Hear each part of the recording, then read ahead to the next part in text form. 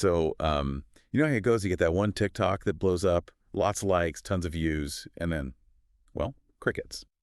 Yeah. Back to the usual grind. Yeah, it's a common frustration. Building a real, connection with an audience on TikTok, turning those flash-in-the-pan viral moments into something actually lasting. Yeah. That can be a real challenge. Definitely. Speaking of challenges, if you are looking to maybe give your social media profiles a bit of a nudge, a jumpstart, you might want to check out rapidboost.net. They've got some tools and resources there that could be helpful. Good tip. But what we're really digging into today is a more, let's say, sustainable strategy for growth. The Power of TikTok Content series. We've got this article, TikTok series for viewer loyalty and growth, that we're using as our roadmap for this conversation. That's right. And it's crucial, isn't it? We're moving beyond just hoping for individual videos to hit it big. We're exploring how creating a sequence of content, a series, can keep viewers hooked and coming back for more. So if you're trying to build a genuine online presence, maybe share a passion, grow a business, or, just connect with people, understanding how to develop these recurring themes is, well, it's pretty essential. It's like planting seeds instead of just hoping for lightning to strike. Right? Precisely. You're cultivating loyalty, not just chasing views. Okay, so our mission today is pretty straightforward. We're going to pull out the core strategies, the actionable ideas from this article to help you craft TikTok content series that genuinely build viewer loyalty and hopefully drive growth. Let's do it. All right, let's dive in. First off, what is it about these series that makes them so much more effective than just standalone videos for building that lasting connection? Well, it's fascinating, really. It taps into some basic human psychology. The article points out how series foster anticipation and habit. That's key. Anticipation, like waiting for the next episode of a TV show. Exactly like that. If you know, say, a creator drops a new part of their quick Photoshop tricks series every Tuesday, you're not just scrolling passively anymore. You might actually look for it. Right, you start expecting it. Yeah, and that predictability, it trains your audience to return, it boosts your overall watch time significantly, and as the article notes, that's a massive signal to the TikTok algorithm. Ah, the algorithm. So consistent watch time equals more visibility. Generally, yes. The algorithm prioritizes content that keeps people on the platform longer. Series are great for that. Okay, that makes a lot of sense. It's more than just getting people to watch one video. It's getting them invested. And it feels like it builds more of a community, too, not just individual viewers waiting. Absolutely. The article really highlights this. Series build a community through, shared experiences, recurring characters, ongoing storylines, even just a consistent format. It creates this shared world almost. The inside jokes can pop up. Totally. Inside jokes, running gags, followers start to feel like they're part of something, they're in on it. And this shared experience, it fuels interaction, likes, comments, shares, all those vital signs telling TikTok your content is hitting the mark. And we've all done it, right? Got sucked into watching episode after episode of something online. The article mentions this bingeability factor. Oh yeah, bingeability is huge. When someone clicks through multiple parts of your series, maybe watching 3 or 4 videos back to back, that sends an incredibly powerful signal. That they're really engaged. Exactly. It boosts your profile's overall watch time, improves retention. The article mentions at Kayla May's What's in My Classroom series that kind of consistent, anticipated content can be a real engine for growth. It keeps people watching your stuff longer. Okay, so the metrics make sense. But the article also mentions something about brand credibility. How does a series help with that? Well, think about it from a perception standpoint. If you consistently deliver a series, episode after episode, it shows you're reliable. It demonstrates expertise, dedication, maybe even creativity, depending on the series. So it shows you're serious, not just posting randomly. Precisely. It signals you have a plan, you're committed to providing value over time. The article points to brands like Chipotle or Gymshark. Their series, whether it's recipes or fitness tips, become these recognizable extensions of their brand. It builds trust. It reinforces who they are. Gotcha. Okay, so we're sold on why series are powerful. Let's get practical. The article breaks down different types of series. Let's start with educational ones. What works there? Educational series are a natural fit for TikTok's short-form style, right? You can deliver value quickly. The article mentions step-by-step tutorials, think 30 days to learn guitar, or like I said, quick Photoshop tricks. Bite-sized learning. Exactly.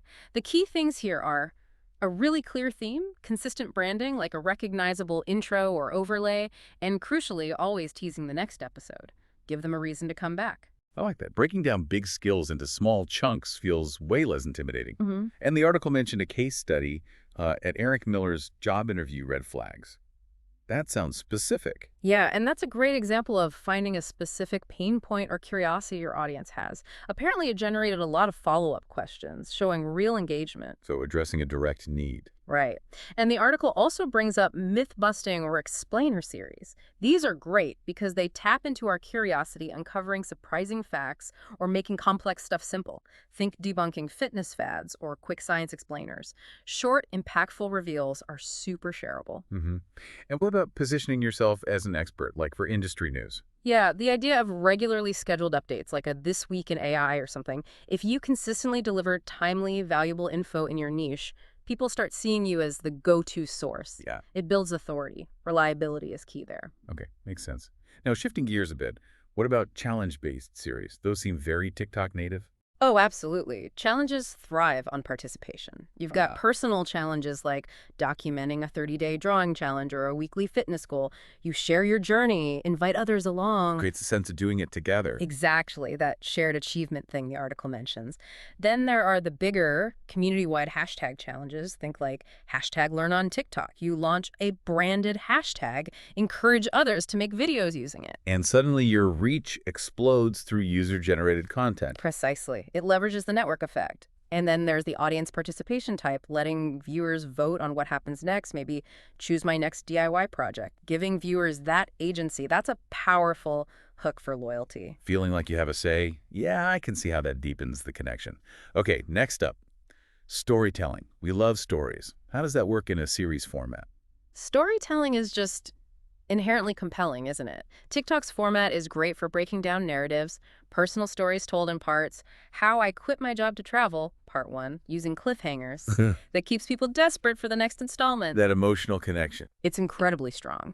And the article also mentions developing recurring characters or even serial fiction. It points to creators like at Spencer.Barbosa or at Benji Crawl. Like mini TV shows on TikTok? Kind of. You build these familiar faces, ongoing plots. Yeah. You can cultivate really dedicated fan bases that way. People get invested in the characters. And transformation stories too, right? Like home renovations or fitness journeys. Yes. From couch to 5K week by week or building my van life setup. There's something deeply satisfying about watching that progress unfold over time. It's inspiring, engaging, just good narrative. Okay, and TikTok is obviously fueled by trends. Yeah.